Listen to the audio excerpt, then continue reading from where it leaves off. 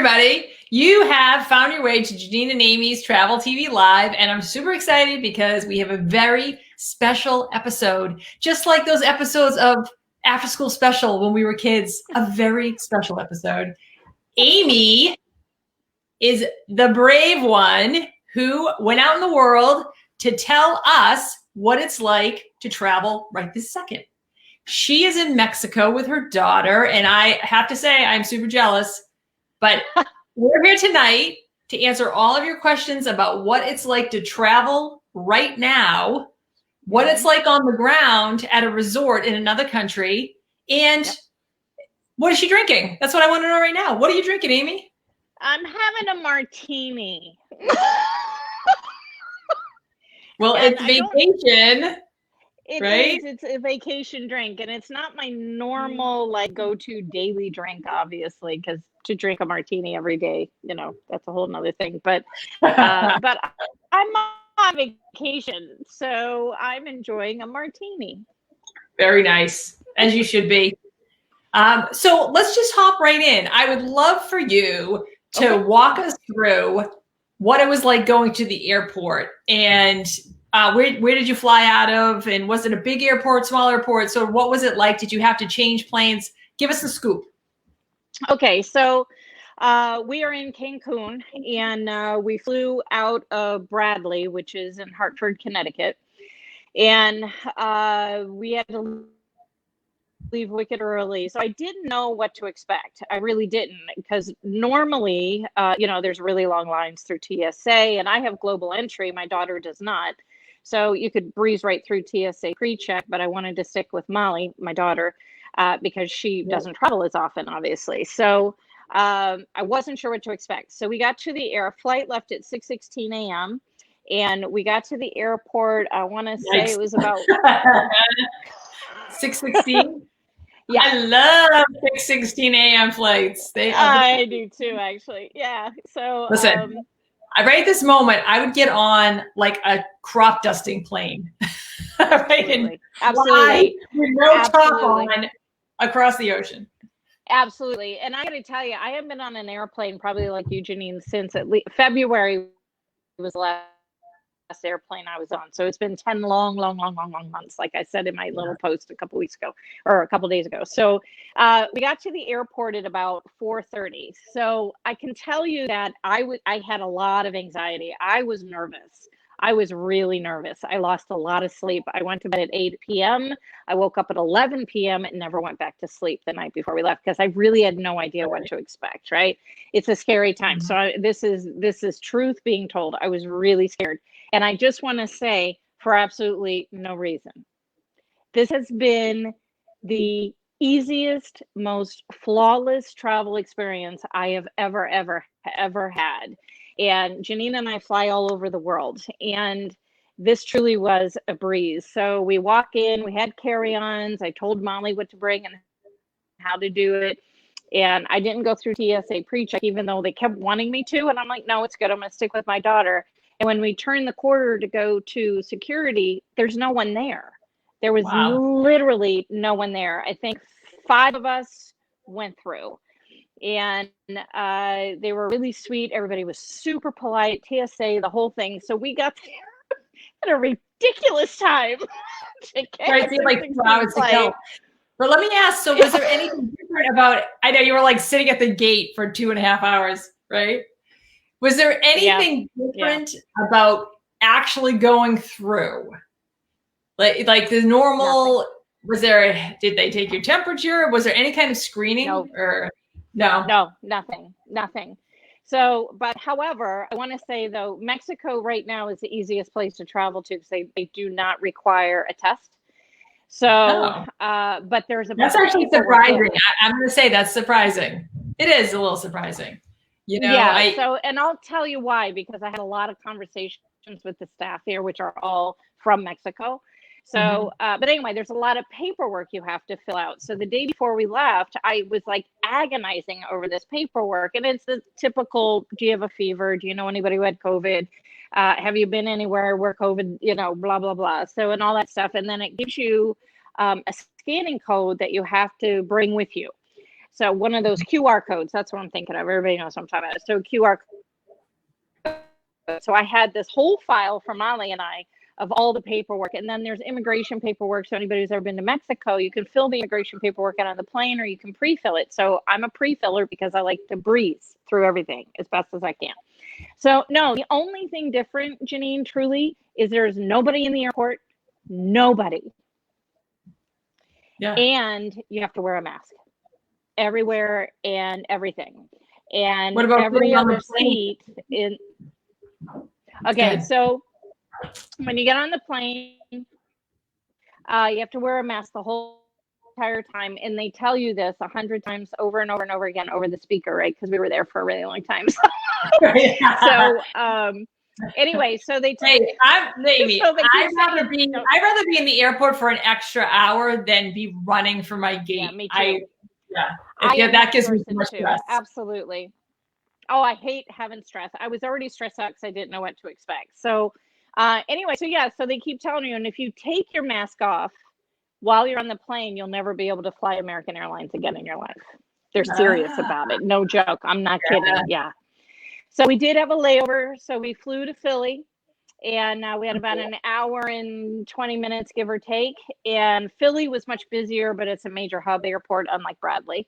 And so major hub, and we landed at Terminal F, and we had to make our way to Terminal A. So, but we had time, we had wiggle room. It wasn't a big deal.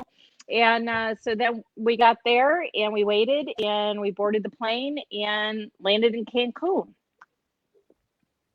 So everybody in Philly had masks on, and they were trying as much as possible. I imagine it's almost impossible to be like socially distanced in an airport. Really, it's just kind of a mass of people walking, everyone gets off the plane at the same time. Everyone goes to baggage at the same time. And did I lose you? Yeah.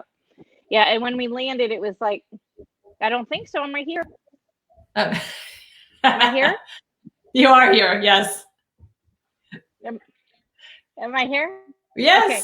Yes. It's Mexican internet, and I don't know what to say. Right. So we're the best we can. So so Philly was much busier. It was also like 9 o'clock in the morning, so it was much busier there. But people were so polite and kind that if you were walking one way and there were people close to you, everybody just made a wide berth around each other. It was almost like it was second nature now, because you don't want to purposely do that. And when you couldn't, people would just move over to the side. So yeah, I have to tell you, it was flawless. It really, really was flawless. Mm-hmm.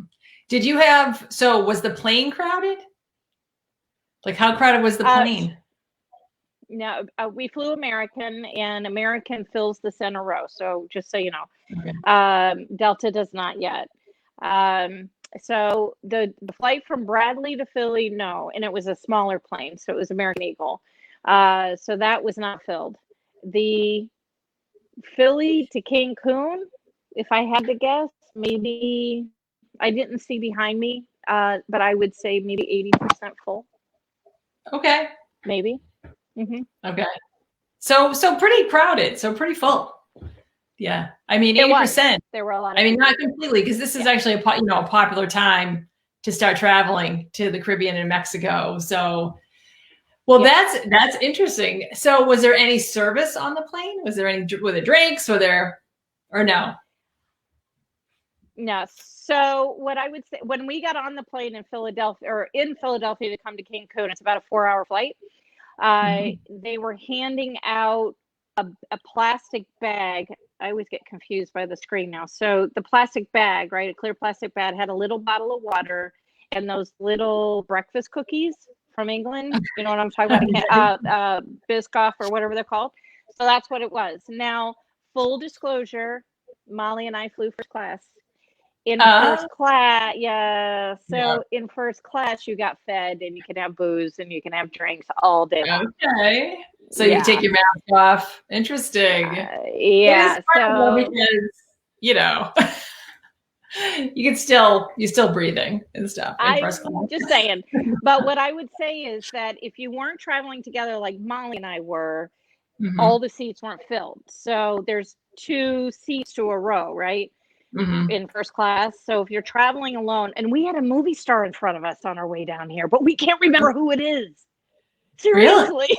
Yeah, we think it was Jake Gyllenhaal. Oh, Jake Gyllenhaal? That's it. We Really? think that's who it was, but he's wearing a freaking mask. We didn't know for sure, but anyway, he was famous, whatever it was, because everybody was, being Looking all at him and about it. But yeah. anyway, to go back to the point, Yeah. yeah. So because Molly and I traveled together, we had the 2 seats next to each other. But if you were traveling alone, the next seat next to you in first class was complete. You couldn't sit there. So when I think about the first class, it was 2, 4, 6 seats, and there were singles along the way. So a couple couples were sitting together, and Molly and I, and that was it. All right. So where are you staying? Which resort are you at?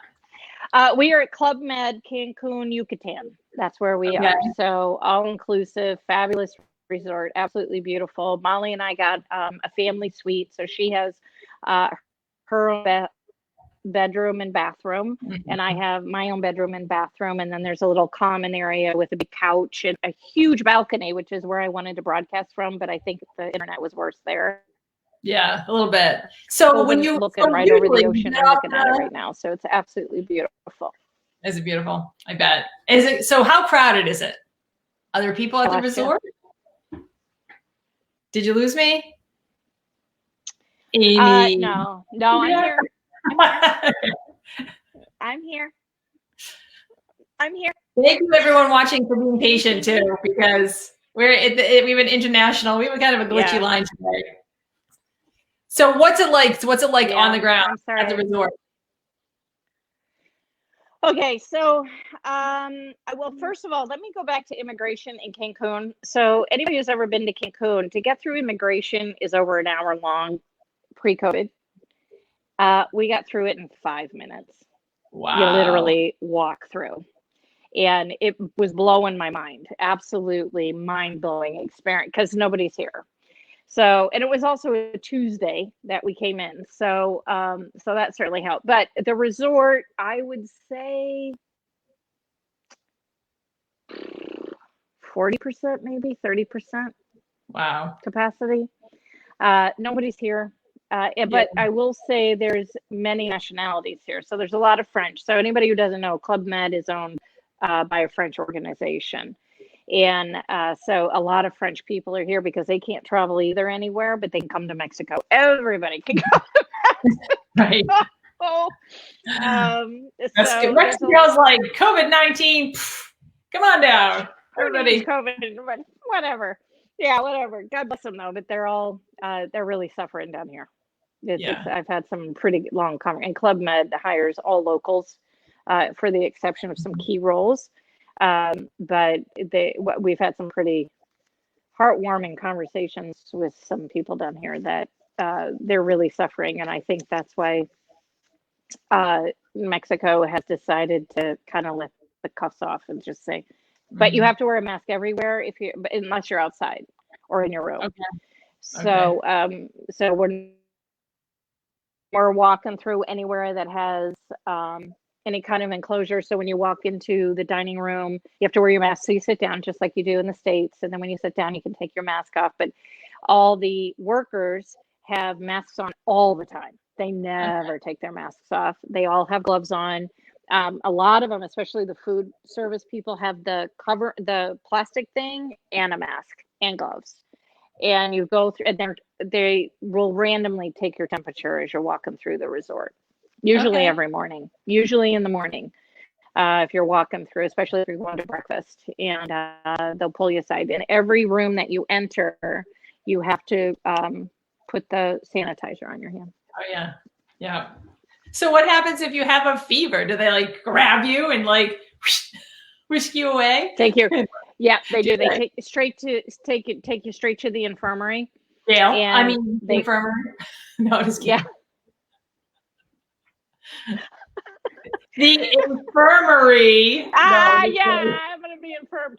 And so they take you straight to the infirmary and quarantine you. Yeah. Well, that makes sense. That makes So sense. I made sure when we came down here that, yeah, and I made sure when I came down here that I had my care credit card Yes. with me that helped pay for medical bills. I made sure that our Yeah. insurance covered us down here, which it does. And I made sure that I had a credit card that has lots and lots and lots of room on it in case, God forbid, something were to happen that Molly and or I had to be, put somewhere to be taken care of. Yes. So, Yes. yeah. Well, that's But important. That's an important side note about making sure that your insurance covers you when you travel. yeah, So to check that and to buy supplemental insurance if it doesn't. absolutely. Absolutely. It does. Absolutely. And you have to do that. Yeah. But it really, I'm telling you, at least for Club Med, I can't speak to anybody else in Mexico, obviously. But so far for Club Med, they have really done an amazing job. They really have. Are things open, like activities? Because that's the thing about Club Med. It is all inclusive. So you have all the food, all the drinks, and then all the activities. So are you able to do the normal thing? So I was surprised because my understanding was that not everything was open yet down here on the resort, but it turns out that everything is open. So Molly and I had a spa day yesterday. My understanding, it just reopened this week. So Molly and I spent the day at the spa yesterday, which was, of course, that's like one of my guilty pleasures anywhere I go. And so the all the workers and the masseuses and all of that wear gloves until they touch you, and then they take the gloves off because I had a deep tissue massage. Molly had a facial, and then today she went back and had a body wrap. Yeah, but they wear masks, and you wear your mask the whole entire time you're in, constantly putting on sanitizer, and you're not allowed to touch anything. We signed up for an excursion today. The excursion desk, it was really cool. So you walk in, a little excursion, he has his mask, we all squirt our hands, and I had to sign the credit card receipt for our excursion on Saturday, and he takes out a pen, puts it on a tissue kind of thing, sprays it with antibacterial stuff, and then hands me the pen, but he doesn't touch it again. He kind of just pushes it over on this tissue thing. So then so it was I'm telling you, they're being very, very, very cautious, but still trying to create a vacation vibe. So what about do you see like more cleaning? I mean, a lot, most of all of the resorts, all of the nice resorts, they're very conscious about making sure it's clean all the time. And this, you do see constant cleaning. Do you see more? Do you see something else happening? Yeah.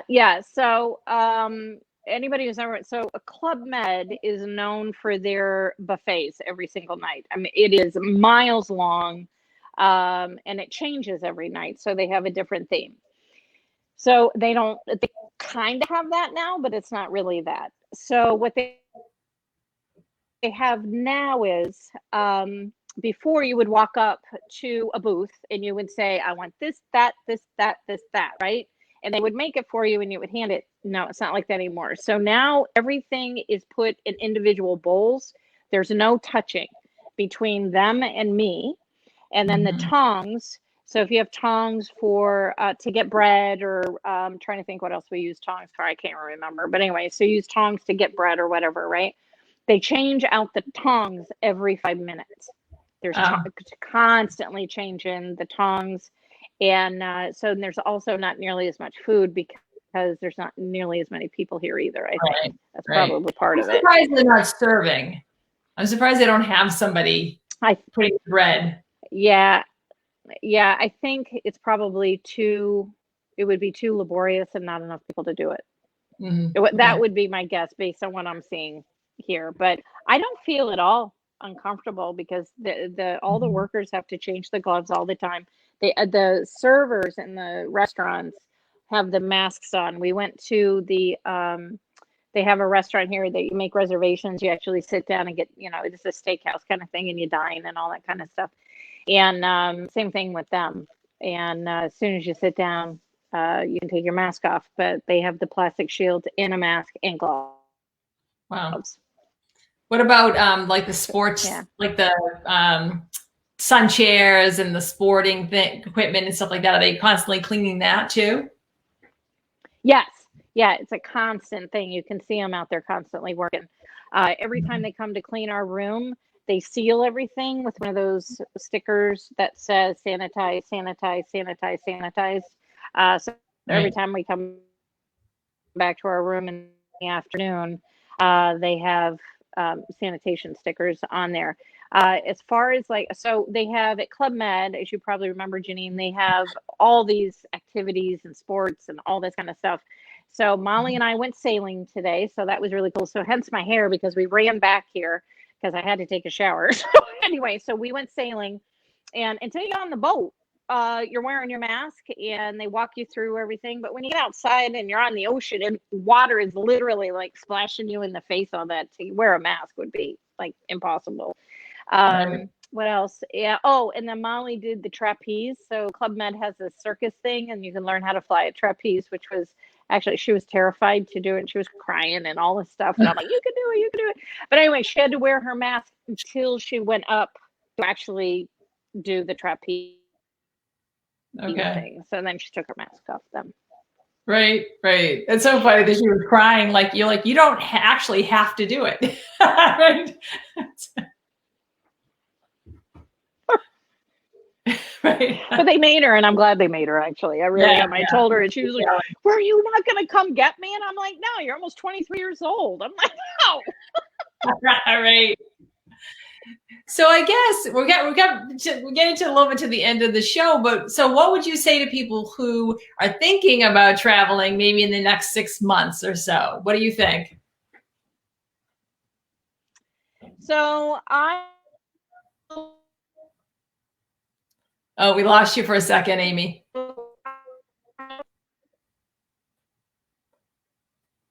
Oh, I think we lost Amy. That's too bad, because that was a good question.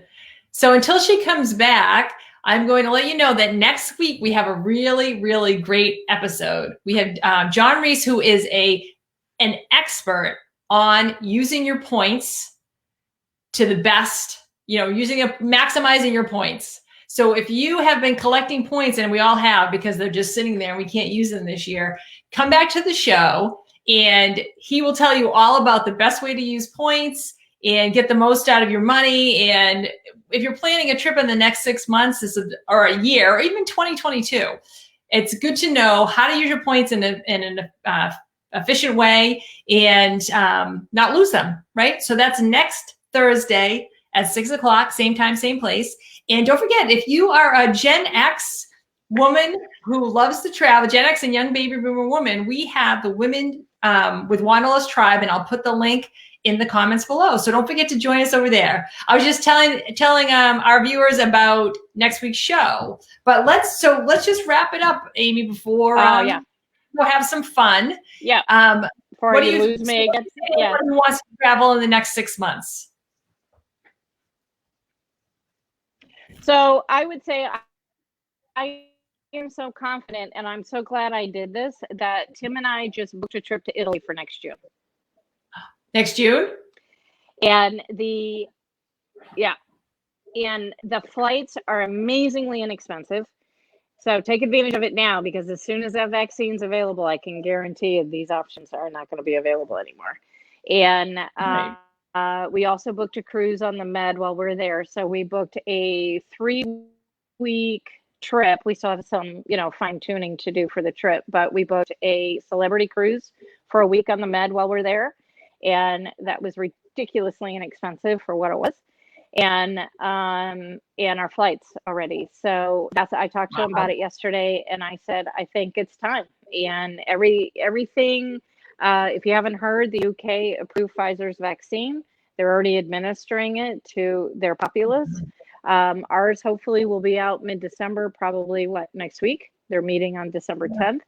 And that's going to be the game changer. And everything I've read and everything that I know from certain resources that I have, we should have our population vaccinated by summer. So I read that in the New York Times yesterday. I read that in the New York Times. Yeah. Too. So that's what they were doing that. So what I would say too is that you're not out anything, because first of all, the offers are incredible. Second of all, even if you have to cancel your flight, they're not going to charge you fees. We already changed our seats once today, and there's no fees. And because my husband did a major boo-boo. Yeah. So there's no fees. So if God forbid something were to happen that we can't go to Italy in June, we're not out anything. It's not like we'll never use our dollars in a flight credit, and that's what you'll get. You'll get a flight credit, but we'll use it again. Same thing with the cruise. And we put the deposit down, which was pocket change for a deposit on a celebrity cruise, and you don't lose it. So it just goes into a future cruise credit, and the final payment isn't due till March. So I think it's such an opportune time. We were talking last night. I said, where else do we want to go next year? And they're calling it was it grudge travel? Was that revenge travel? Yeah. That's it. That was in the Boston Globe. Like. Yeah. That was the article in the Boston Globe that people call it revenge travel, which is kind of funny. Oh my God, I love that, because that's exactly what it feels like. I'm going, damn it. And you can't stop me. So I'm so happy for you, Amy, and I know that you're having fun. So anyway. Hey, we lost Amy. Yeah. And I have to cough. Excuse me. I'm sorry. It's okay. I had to cough, of course. You okay? I'm falling apart. Excuse me. Get your drink. I like your little pin in your hair, though. I'll have to edit this. I was so excited. I started to cough. So anyway, you will. You'll have to. We're happy for you. I'm glad you're having a great time. I want you to go out and have some fun tonight. And thank you so much for taking some time out of your vacation and coming on the show. I know it's your show too, but you're on vacation, so that's kind of awesome. Yeah. And as I want to remind everybody, next week it's all about points. I know everybody has questions about that, so it will be a perfect opportunity to ask a points expert anything that you want to know about using your points for future travel. And again, if you're a Gen X or a young baby boomer woman, come on over to Women with Wanderlust Tribe, because we're having a blast over there and we want to see you there. So any last words, my friend? No, just book now and book early, and just because there's not going to be a lot left. I absolutely believe this, that people are going to have this revenge travel, and everything's filling up. Oh my gosh. So thank you, everyone. Thank you for coming. We're so glad to see you. And like we always say, keep dreaming about travel and finding joy close to home. We'll see you next week. Bye.